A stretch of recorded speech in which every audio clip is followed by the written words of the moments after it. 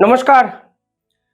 একটু আগে যে খবর সামনে এসছে তা নিঃসন্দেহে মোহাম্মদ ইউনূস শুনে খুশি হবেন না।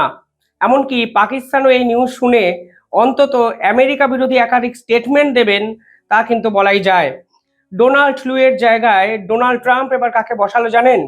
এস পল কাপুর, অর্থাৎ নিখাদ ভারতীয় বংশোদ্ভূত একজন হিন্দুকে দক্ষিণ এশিয়ার দায়িত্ব দিলেন ডোনাল্ড ট্রাম্প। মোদি এবং ট্রাম্পের বৈঠকের পরেই এই ধরনের সিদ্ধান্ত নিঃসন্দেহে মোহাম্মদ ইউনূসের এবং পাকিস্তান সরকারের কিন্তু ঘুম উড়িয়ে দিল। কে এই এস পল কাপুর? কেন হঠাৎ করে তাকে নিয়ে গোটা আন্তর্জাতিক স্তরে এত আলোচনা? তাই ভিডিওতে আমি আলোচনা করব। কিন্তু তার আগে ছোট্ট একটা অনুরোধ, আমাদের অনেকে বলছেন আমাদের ভিডিওর নোটিফিকেশন আপনারা পান না, এবং বাংলাদেশের এক পক্ষ থেকে আমাদের চ্যানেলকে নিয়ে রিপোর্ট করা হয়েছে, ফলে আমাদের চ্যানেলের নোটিফিকেশন এবং ভিডিও আপনাদের কাছে পৌঁছায় না। ফলে আপনাদের কাছে অনুরোধ, চ্যানেলটিকে সাবস্ক্রাইব করবেন এবং ইউটিউবে গিয়ে সার্চে আমাদের চ্যানেল খুঁজবেন এবং নিয়মিত আন্তর্জাতিক স্তরের খবরগুলো আপডেট সংগ্রহ করবেন। যাই হোক, এবার আসল বিষয়ে ফিরি। এস পল কাপুরকে ডোনাল্ড ট্রাম্প যখন দায়িত্ব দেন, তখন স্বাভাবিকভাবেই বাংলাদেশের একাধিক মিডিয়া এবং বাংলাদেশের সরকার কিন্তু নড়ে যায়। এই এস পল কাপুরের যদি আপনি হিস্ট্রি দেখেন তাহলে দেখবেন এর আগেও কিন্তু এই ভদ্রলোক আমেরিকা সরকারের সঙ্গে কাজ করেছে। নিখাদ ভারতীয় বংশোদ্ভূত, হিন্দু ধর্মাবলম্বী, এবং অত্যন্ত গুরুত্বপূর্ণ যে বিষয়, এই ভদ্রলোক কিন্তু 3টে এমন বই লিখেছেন যা সরাসরি অ্যান্টি পাকিস্তান সেন্টিমেন্টকে প্রশ্রয় দেয়। তিনি যে বইগুলো লিখেছেন আমি একটু নামগুলো আপনাদের বলে দিই। প্রথমেই তিনি যে বইটা লিখেছেন, পরিষ্কারভাবে এর নামটা শুনলেই আপনারা বুঝতে পারবেন এই ব্যক্তি ঠিক কোন ধরনের মানসিকতা থেকে দক্ষিণ এশিয়ার দায়িত্ব নেবেন। প্রথম বই যিনি লিখেছিলেন, জিহাদ as grand strategy, Islamic military, natural security and Pakistan state.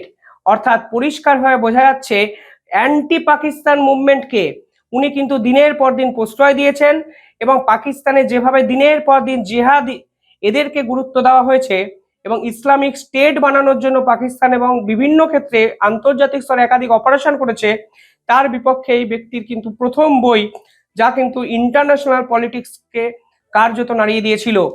Second যে বইটা লিখেছিলেন, সেই বইয়ের নাম ছিল ডেঞ্জারাস ডিটারেন্ট, অর্থাৎ ফের একবার নিউক্লিয়ার বোমা, এবং বিভিন্ন বিষয় নিয়ে তিনি গবেষণা করে এই বই লেখেন। 3 নম্বর বইয়ের নামটা আপনারা শুনবেন তাহলে বুঝতে পারবেন কেন এস পল কাপুরের এই নিয়োগ পাকিস্তান এবং বাংলাদেশের ক্ষেত্রে অশনি সংকেত।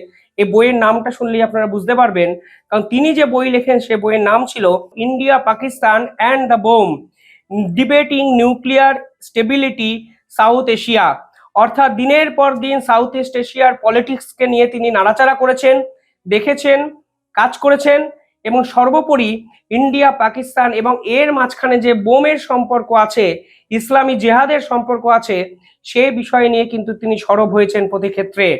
অর্থাৎ পাকিস্তানের এই উগ্রতা, মুসলমানদের এই যে দাপট, অর্থাৎ ইসলামী রাষ্ট্র বানানোর যে জেহাদ ঘোষণা করার যে প্রবণতা, তার বিপক্ষে কিন্তু এই পল কাপুর দিনের পর দিন সরব হয়েছেন। আর এই ব্যক্তিকে এবার ডোনাল্ড ট্রুয়ের জায়গায় স্থান দিলেন ডোনাল্ড ট্রাম্প। এই ব্যক্তি পেশায় কিন্তু অধ্যাপক, ক্যালিফোর্নিয়ার বাসিন্দা। তিনি নেভাল পোস্ট গ্রাজুয়েট স্কুলের জাতীয় নিরাপত্তা বিষয়ক অধ্যাপক। পরবর্তীকালে শিকাগো থেকে বিএ করেছিলেন। পাশাপাশি তিনি স্ট্যানফোর্ড ইউনিভার্সিটি যে আছে, মানে বিখ্যাত স্ট্যানফোর্ড ইউনিভার্সিটির ভিজিটিং প্রফেসর হিসাবে দিনের পর দিন কাজ করেছেন। 2020 থেকে 2021 সাল আমেরিকার সব থেকে গুরুত্বপূর্ণ সময়ে তিনি স্টেট ডিপার্টমেন্টের পলিসি এবং প্ল্যানিং এর দায়িত্ব ছিলেন। অর্থাৎ পরবর্তীকালে দক্ষিণ এশিয়ার দায়িত্ব নেওয়ার আগে অত্যন্ত গুরুত্বপূর্ণ কিছু পদে কিন্তু কাজ করেছেন এই এস পল কাপুর। প্যাসিফিক ওশিয়ান নিয়ে তিনি একাধিক ক্ষেত্রে বিভিন্ন জার্নাল প্রকাশ করেছেন, এবং এই ভারত এবং আমেরিকার পরবর্তী পদক্ষেপ নিঃসন্দেহে প্যাসিফিক ওশিয়ান কেন্দ্র করেই যে হবে তা কিন্তু আজকে আন্তর্জাতিক স্তর বুঝেই গেছে। আর এই প্যাসিফিক ওশিয়ানের সব থেকে বেশি যার বিশেষজ্ঞ মানে এই ভূমিকা আছে, তিনি এই পল কাপুর, যিনি আবার অন্যতম ভারতপন্থী নামেও কিন্তু আমেরিকা সরকারে পরিচিত। অর্থাৎ ডোনাল্ড ট্রুয়ের বিরুদ্ধে যেরকম অভিযোগ ইমরান খান করেছিলেন, শেখ হাসিনা করেছিলেন, ভারত সরকার বিভিন্ন ক্ষেত্রে করেছেন, তার পাল্টা হিসাবেই অত্যন্ত মোদি ঘনিষ্ঠ এই এস পল কাপুরকে দায়িত্ব দেওয়া হলো আমেরিকা সরকারের পক্ষ থেকে। কিছুদিন আগে মোহাম্মদ ইউনূস একটা অদ্ভুত কথা বলেছিলেন। তিনি বলেছিলেন বাংলাদেশ কারোর কাছে যাবে না, গোটা আন্তর্জাতিক মহল নাকি বাংলাদেশে আসবে। এবার ডোনাল্ড লু সরে গেল, এস পল কাপুর বাংলাদেশের দায়িত্বে এলেন। ডোনাল্ড লু, যারা জানেন না তাদেরকে আমি ছোট্ট করে একটু বলে দিই, এই ডোনাল্ড লুকে বলা হতো রেজিম চেঞ্জের আর্কিটেক্ট। ইমরান খান যখন জেলে যান তখন কিন্তু ডোনাল্ড লু নিয়ে প্রথম বিস্ফোরণটা ঘটান। তিনি বলেছিলেন ডোনাল্ড লু ইচ্ছাকৃতভাবে পাকিস্তানের এই সরকারকে বিভিন্ন ক্ষেত্রে অশান্তকর একটা পরিস্থিতির মধ্যে ফেলে দিয়ে সরকারকে বদলে দিয়েছেন। পরবর্তী বোমটা ফাটিয়েছিলেন শেখ হাসিনা, যিনি বলেছিলেন ডোনাল্ড লু এর মতো শ্বেতাঙ্গ একজন ভদ্রলোক সেন্ট মার্টিনসকে আমেরিকার হাতে তুলে দিতে বলেছিল, কিন্তু কোনোভাবেই দেশ বিক্রি তিনি করতে চাননি। ডোনাল্ড লু এর সরে যাওয়া তাই নিঃসন্দেহে মোহাম্মদ ইউনূসের কাছে এক অশনি সংকেত।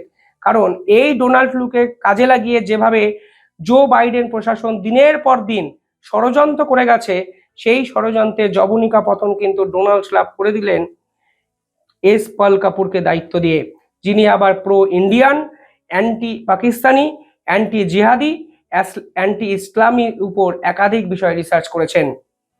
ফলে এই সাউথ ইস্ট এশিয়ার যে পলিটিক্স আগামী কিছু দিনে সম্পূর্ণভাবে বদলে যেতে পারে, সে এস পল কাপুরের এই স্থলাভিষিক্ত হওয়ার পরেই কিন্তু পরিষ্কারভাবে বোঝা যাচ্ছে। আর মোদি এই ট্রাম্পের এই মিটিং এর পর এবং আমেরিকা সফরের পর এই ধরনের সিদ্ধান্ত অনেকে দুয়ে দুয়ে চার কিন্তু করে ফেলতেই শুরু করেছেন। আপনারা কিভাবে দেখছেন কমেন্টে জানাবেন। ধন্যবাদ।